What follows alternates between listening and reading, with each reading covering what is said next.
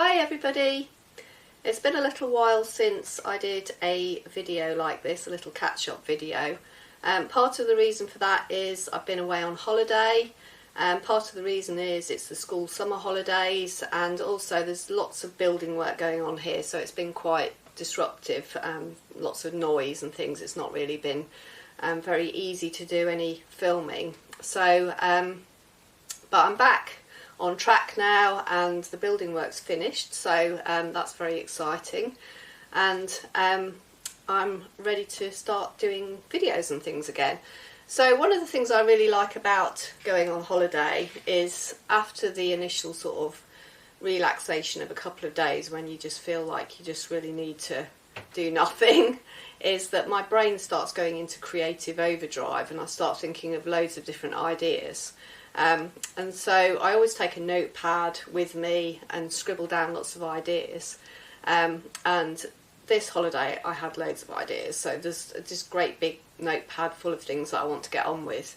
But one of the other things that I thought about while I was on holiday was how I approach social media. I've quite enjoyed doing these catch-up videos, and I think it's quite nice. I feel like I'm chatting to customers and my audience, and I quite like all of that.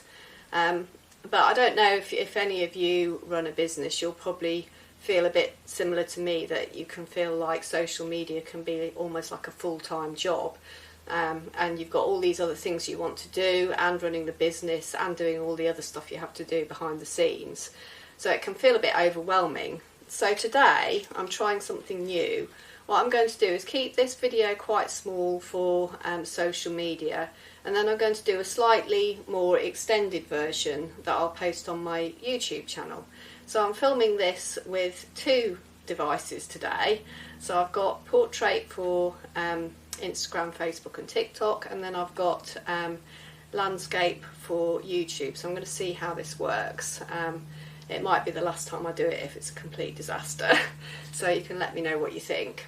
Anyway, the other things I've been doing are, one of the nice things about the summer holidays is that my daughter has come and done a bit of sewing in the studio with me, which is really great. And it's been a really lovely sort of two-way inspiration actually, because she is now really interested in clothing, and I love the way she puts her things together. She's quite alternative. She's very creative, she's very sustainable. She buys all her clothes from charity shops and from Vinted, and she sort of blends that with things that she makes now, and creates this fantastic look. And it really inspires me that she's very sort of out there and willing to give it a go, and I love helping her to sort of create these ideas. So it just made me think, it is such a special thing to do something with a child, whether it's a little child or an older child, and my daughter's 15, and it's just a really nice thing. So if there's time in the summer holidays and you've got a child that's interested in sewing and you want to share your skills, I think it's really worth it. I get so much from it as well. I just love how she thinks about things, and actually I had a notepad in here thinking about my beginners club while she was saying, well, I don't understand what that means, and she was perhaps a bit more forward in telling me what she doesn't understand, because she's my daughter and she can. And so I wrote down lots of ideas of things that didn't make sense to her and thought, yes, right, I need to be able to explain that, and that might be a stumbling block for somebody else. So it was good all round. I just absolutely loved it. So hopefully we're going to do a lot more of that. And the other thing that I've done is, I think I mentioned it a couple of videos back, that I was going to do these corporate workshops. Well, these came out of the blue. They approached me, and now having done the workshops, I understand that the focus was very much on sustainability, and it's something that the companies are trying to sort of pursue a little bit more. So a lot of companies now seem to have this kind of green department, and these people in the green department are looking for ways to share that with their workforce. So I went along and did workshops under the umbrella of mending and repairs, and you know, sustainable sewing. So I really enjoyed that. It was great actually, because I think I met some people that would not have necessarily thought about sewing, and now perhaps have a different view of sewing and might give it a try. So I feel like that was just the most positive thing that came out of that. But the thing that I want to do and talk about more today, and this is what I'm going to talk about on my extended video, is the outfit that I'm wearing. So this is the Fern culottes and the Millie top, the version of the Millie pattern that's just the top. So last year I made this in a dark green linen, and I pretty much wore it on repeat. I wore it as a cord like this for sort of slightly more dressy things, and then I wore them as separates, either with the top with jeans, or I wore the culottes with quite a lot with Claire top. I wear that quite a lot. It's a sort of everyday outfit, and it was just really comfortable and really practical, and I got loads of different outfit ideas from just those two pieces. So I decided this year to make my beloved Merchant and Mills check linen into another version, which is what I have done, and I absolutely love it. So what I'm going to do is do an extended version for YouTube, where I'm going to talk through the details, some of the details on these garments, and I'm also going to give you some fabric suggestions. So if you'd like to see the rest of the video, I will post a link and it will be over on my YouTube channel. Otherwise, I shall see you next week. So let me just start by stepping back so you can see the full length of these culottes, because obviously we're on a landscape direction. So I don't know if you can see from there, because actually my monitor is so small I can't see the monitor now, but these are ankle length, and the pattern, I think I've added about 2 centimetres to the length of these because I wanted them slightly longer, but the pattern is for about ankle length for somebody that's my height, which is 5'6". But one of the first things I was going to say actually is that that you can change the length, and a few of my customers have changed the length and made some different versions, and it works really, really well. I've had one lady who's made just below knee length in a cotton poplin, and they have this sort of appearance of an A-line skirt, but you've kind of got the advantage of having the trouser legs, so that's quite nice, and they looked really nice. And then at the other end of the scale, I had a customer who made them full length in a lightweight viscose, and they had the kind of maxi skirt, easy breezy, palazzo pants kind of vibe, so they were really nice as well. So it is a really versatile pattern. When I first designed this pattern, I was looking for a quick fix for an event I was going to. I can't even remember what it was now, but the idea came to me. I think I had a top, and I thought, oh, if I just had a pair of culottes or something easy to go with that, I could make an outfit. So I kind of rustled up my first pair of these, which I have refined a little bit since then, but I loved them, and I wore them a lot, and I soon made another pair, and I wore those a lot as well. So that's my sort of benchmark for thinking, oh, I think I should publish this as a pattern. So they became a pattern. But most of the time initially I made them in a linen, but my customers have had different ideas, and I've loved to see the different versions, and they do all work really nicely in different fabrics. So after I've shown you some of the details, I thought I'd just show you some fabric options and talk about those. But I just want to tell you about the construction. So they are elasticated waisted. For me, my figure type is I don't have much hips and I don't have much waist, so I'm a bit of a tube. So therefore there's very little gathering around the waist because I don't go in very much. If you do go in a little bit more sharply, if your hips are a bit bigger and you've got more of a sharp intake to your waist, there's likely to be a little bit more gather around the waist, which most people don't really like, but it's very small. So you can see here how the gathering looks virtually nothing, but you can see that there is elastication there. So the key thing is to look for an unelasticated waist size that will fit over your hips, but it actually can be a little bit smaller than you think because the fabric has a bit of give. So it doesn't have to be virtually anything different to your hip size. In fact, it can be a little bit under, I think. So if you are somebody that goes in quite sharply at the waist, I just spend a bit of time testing that out. But also you could, if you want to avoid, you know, any sort of gathers around the waist looking too bulky, I'd just go for the softer type of fabrics, because like I said, this style works in all kinds of fabrics. It doesn't have to be in a stiff linen, it can be in quite a soft cotton, or I've even made them in Ponte Roma, so you've kind of got this lovely heavy jersey, stable jersey works really nicely as well, and they're very soft. So it's a very, very versatile pattern. The gathers don't mean that it has to be bulky at all.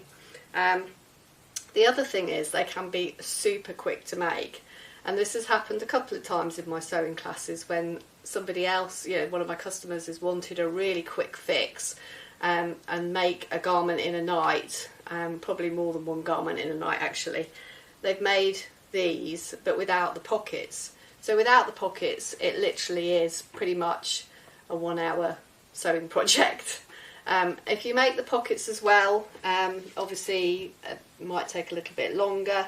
I always like to have the pockets. I'm always prepared to put a bit of extra time in to get them on the whole, unless it's a big emergency. But the pockets are done in such a way that you can just really eliminate them by just sewing up the seam. You don't notice they're there at all, so it's not a difficult transition to make without pockets. So they are very, very, very, very easy.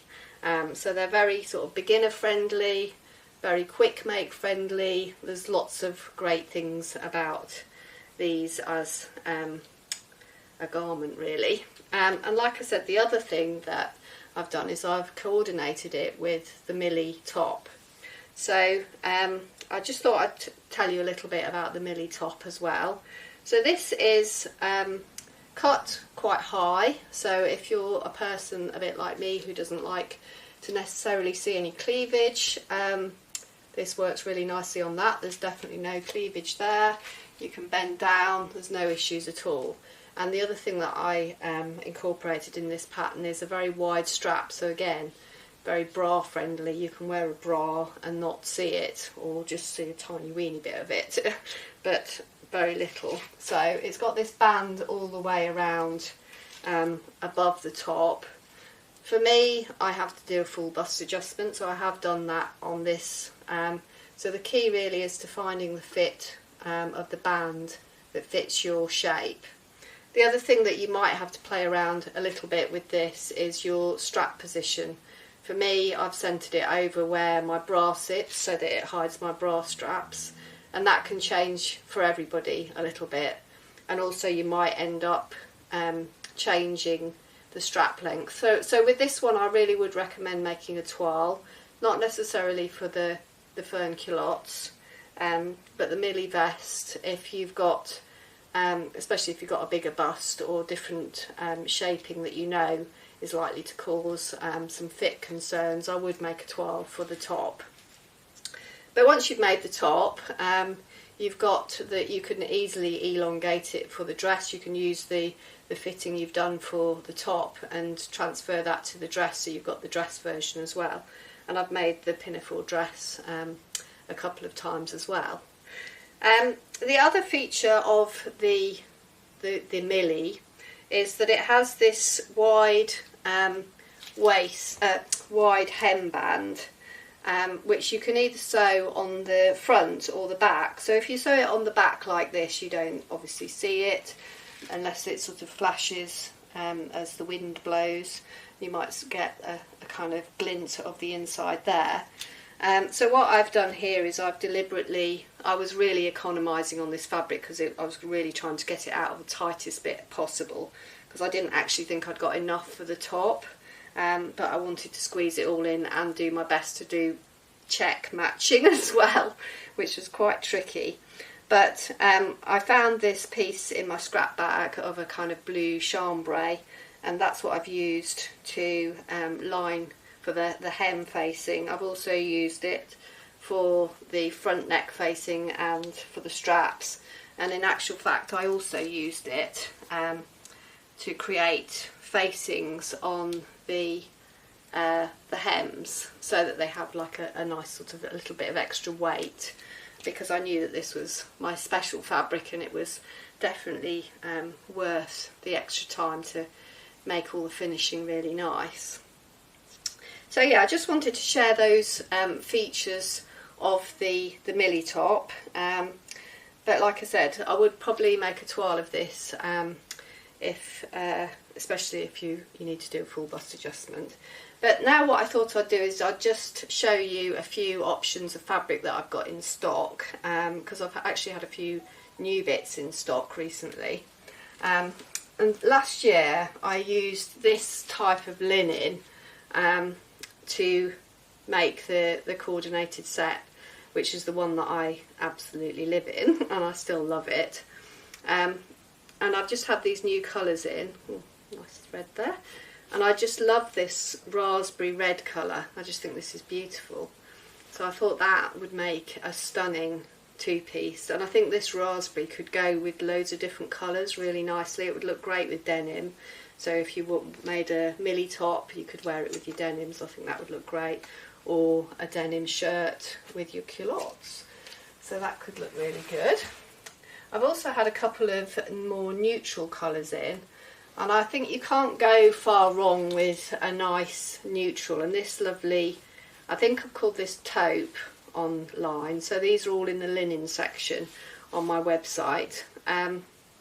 So this is a really nice kind of neutral taupey browny grey colour, and I think this blends really nicely with all sorts of things. So it can just be, I like to have those kind of colours for your wardrobe staple pieces. So again, if you made this, and this would sit really nicely with a white shirt, or with chambray kind of denims and colours like that. So it would just be and even with black, you know, it would just be a quick fix, easy outfit that you don't have to think too much. It goes with everything. So I think that could work, depending on your colouring as well, if you like those sort of colours. So I love that for a sort of neutral. And this one I've had in not so long ago. This is a Merchant and Mills washed linen. I'll get my words out in a minute. So this has got slightly more fluid, soft handle, but it's the same sort of weight. They're all a kind of medium weight linen, but this one's going to feel a bit more fluid and floaty than the other two that I've shown you. There are more colours in the medium weight denim. There's a cobalt blue, there's a neutral colour, then there's lots of bright colours as well, so it's definitely worth checking those out. But this is the only one at the moment that I've got in the washed, which is gorgeous, Merchant and Mills linen. And then thinking about checks, and if you wanted to do something similar to this, I have got a couple of similar weight linens. This one is, I think this one's 56% linen and cotton blend. So I actually think this would look quite nice, probably more as the top and than the trousers, but I do think trousers would actually work really nicely in this. And I could see for a really sort of summery day a white, maybe slightly cotton lace blouse or something to go with this. I just feel like that could work quite nicely, but I do think the right person could also wear this as a full co-ord, because it has a kind of dress or jumpsuit look, doesn't it, when it's a full co-ord. And then if you're thinking more in terms of autumny, coming to the end of summer kind of colours. I've got this gorgeous dead stock linen, which is an absolutely beautiful weight of linen. It's really nice, but I think this could work really nicely, and it could work in such a way that you maybe team it up with a cardigan as the seasons change a little bit. You know, I think that could work really nicely even as this complete combination. And then the pieces are really nice on their own again, you know, for other ways of wearing it. Again, this could be teamed with a nice white shirt. I quite often tuck something in and put a belt round to give it a bit more of a different look. You know, that works quite nicely. There's been a big move back to brown. I love brown. So I've got this gorgeous sort of cocoa chocolate brown linen, which I think again works quite nicely for going into the autumn season as well. And then if you are, throw it around, if you are about to go on holiday or in warmer climates, I just pulled out a couple of viscose options which I thought would be quite nice in the palazzo type version or maxi skirt. So I've got these gorgeous Nerida Hansen viscose fabrics, and I think this, because it's got such a big print, could look really, really nice as full length Fern culottes. And I just pulled out this plain pink viscose, which I thought would team really nicely with it for something like a Claire top. I'm going to be talking a bit more about the Claire top in some videos coming up, because again it's a really nice easy make, especially the short sleeve version. So that could make a great outfit. And then another new fabric that I've had in recently, which is just beautiful, is this viscose with the gold flecks in it. I just love this. So it's really bright. This is very, very soft and floaty, and this is just all kinds of summer holiday vibes going on here. So again, that could work really nicely with the pink for a full outfit with a Claire top. I wouldn't necessarily recommend making the Millie top in viscose. I think it wouldn't really work so well. But the Fern culottes in viscose and a short sleeve Claire top would be lovely.